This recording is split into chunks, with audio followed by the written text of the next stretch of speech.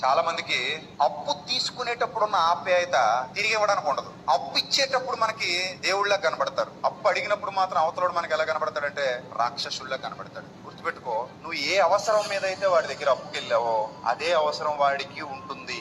So ఈ రోజు నువ్వు వాళ్ళకి అన్యాయం చేస్తే రేపు పొద్దున్న నీ కుటుంబానికి అదే అన్యాయం తిరిగి వస్తుందేమో, జాగ్రత్త.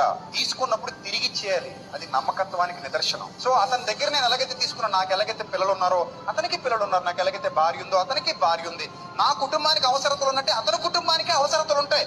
నమ్మకత్వంతో నేను అడగగానే నాకు ఇచ్చాడు, నేను కూడా అదే నమ్మకత్వంతో నేను అతనికి ఏం చేయాలి, తిరిగి ఇచ్చేయాలి. అయినా డబ్బు కంటే గొప్పది కోట్లు పెట్టినా కొనలేని నమ్మకత్వం, అది నాలో ఉంది. అదే నిన్ను ఎప్పటికీ కాపాడుతుంది. గుర్తుపెట్టుకో, నువ్వు ఎంత నమ్మకత్వంతో ఉంటావో అంత హెచ్చైన స్థితిలోనికి నువ్వు వెళ్ళిపోతావు. ఇదే సీక్రెట్. ఎక్కడైనా సరే నమ్మకత్వాన్ని కాపాడుకో, ఆ నమ్మకత్వమే నిన్ను కాపాడుతుంది.